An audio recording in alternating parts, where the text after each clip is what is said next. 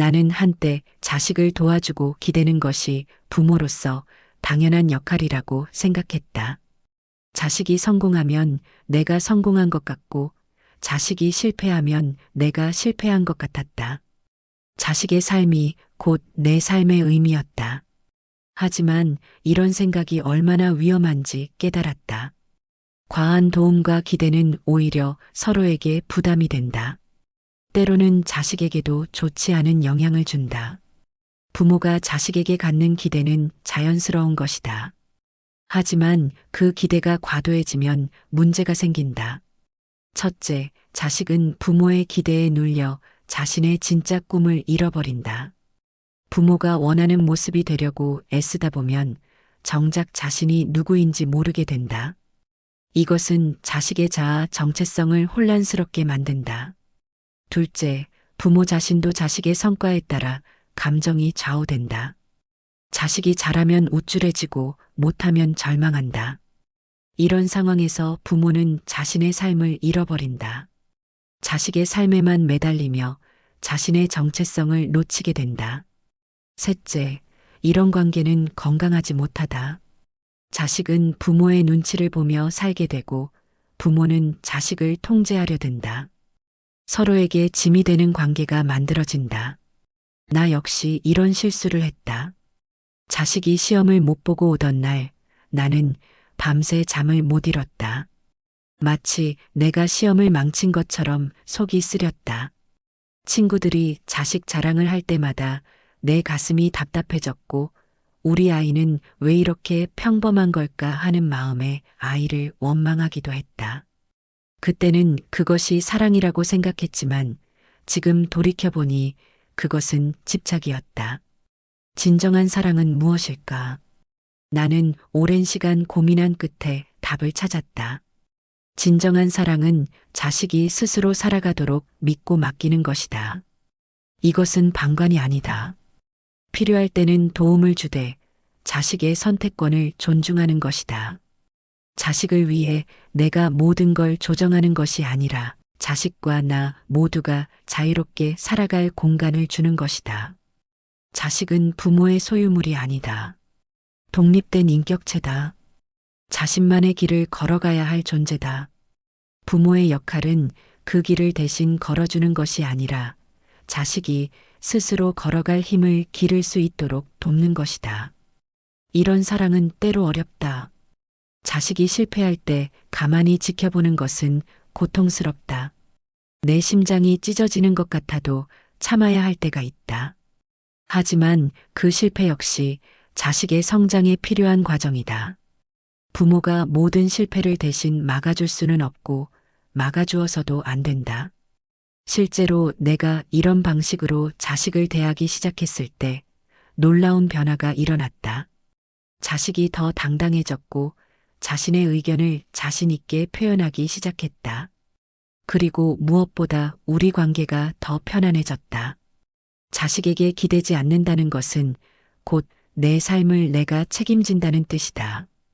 이것은 생각보다 용기가 필요한 일이다. 나는 이제 내 삶을 책임진다. 내 행복, 내 선택, 내 성취, 이것들은 오직 나의 것이다. 자식의 성공이 내 행복의 조건이 아니다. 내 행복은 내가 만들어가는 것이다. 이런 마음가짐을 갖기까지 시간이 걸렸다.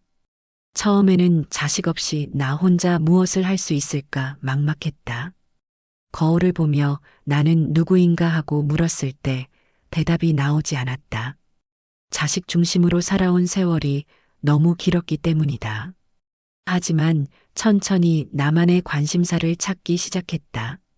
오랫동안 미뤄두었던 취미를 다시 시작했고 새로운 사람들을 만났다. 나이가 들어서도 배울 수 있는 것들이 이렇게 많다는 걸 깨달았다. 가장 중요한 것은 나의 선택을 존중하고 나 자신을 존중하는 것이다. 이것이 바로 자존감을 지키는 길이기도 하다. 자식의 인정에 의존하지 않고 스스로를 인정하는 힘을 기르는 것이다. 나는 내가 선택한 길에 대해 책임을 진다.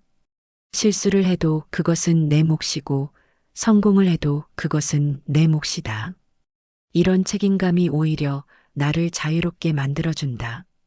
건강한 관계를 위해서는 경계가 필요하다. 부모와 자식 사이에도 마찬가지다. 경계를 설정한다는 것은 냉정해지는 것이 아니다. 서로의 영역을 존중하는 것이다. 자식의 문제에 내가 모든 걸 해결해 주려 하지 않는 것, 자식의 감정에 내가 과도하게 휘둘리지 않는 것, 이것이 건강한 경계다. 이런 경계는 자식에게도 도움이 된다. 자식은 부모에게 모든 것을 의존하지 않고 스스로 문제를 해결하는 능력을 기르게 된다. 자립심이 생기고 자신감도 생긴다. 물론 완전히 단절하라는 뜻은 아니다. 필요할 때는 도움을 주되 그 도움이 의존을 만들지 않도록 주의하는 것이다. 물고기를 주는 것이 아니라 물고기 잡는 방법을 알려주는 것과 같다. 나는 자식에게 이렇게 말했다. 나는 내가 필요할 때 언제든 도와줄 거야. 하지만 내 인생의 주인은 너야. 내 선택을 존중할게. 대신 그 선택에 대한 책임도 내가 져야 해. 처음에는 서로 어색했지만 시간이 지나면서 이 말의 의미를 이해하게 되었다. 이렇게 경계를 설정하고 나자 자식과의 관계가 오히려 더 좋아졌다. 서로에게 부담을 주지 않으니 더 편안하게 지낼 수 있게 되었다. 자식도 나를 하나의 인격체로 존중하기 시작했다. 예전에는 나를 그저 부모로만 봤다면 이제는 나의 꿈과 관심사에도 관심을 보인다. 우리는 서로의 이야기를 나누는 동등한 관계가 되었다. 이런 관계에서 자식은 부담 없이 자기 삶을 살아갈 수 있다. 부모의 눈치를 보지 않아도 되니 더 자유롭게 자신의 길을 찾아간다. 실패해도 부모를 실망시켰다는 죄책감에 시달리지 않는다. 자식에게 기대지 않는다는 것은 혼자서도 충분히 행복할 수 있다는 뜻이다. 이것은 외로움과는 다르다. 나 자신과 편안하게 지내는 능력이다. 혼자 있는 시간을 즐기기 시작했다. 책을 읽고 산책을 하고 새로운 것들을 배웠다. 나이가 들수록 이런 시간이 더 소중하게 느껴진다. 친구들과의 관계도 더 깊어졌다. 자식 자랑만 하던 예전과 달리 이제는 나 자신의 이야기를 할 수 있게 되었다. 더 풍성한 대화가 가능해졌다. 무엇보다 내 안의 평화를 찾았다. 자식의 상황에 따라 일희일비하지 않으니 마음이 안정되었다. 이런 안정감이 오히려 자식에게도 좋은 영향을 준다. 자식에게 기대지 않고 내 삶을 책임지는 것. 그것이 진정한 사랑이며 부모와 자식 모두에게 자유를 준다. 이것은 하루아침에 이루어지는 것이 아니다. 오랜 습관을 바꾸는 일이기 때문이다.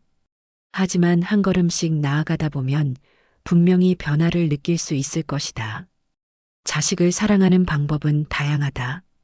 그 중에서도 가장 깊은 사랑은 자식이 독립적인 존재로 성장할 수 있도록 믿고 기다려주는 것이다. 그리고 부모 자신도 온전한 개인으로서 행복하게 사는 것이다. 이것이 내가 깨달은 진정한 사랑의 모습이다. 여러분도 이런 자유로운 사랑을 경험해 보시기 바랍니다. 영상이 도움이 되셨다면 좋아요와 구독 부탁드립니다. 감사합니다.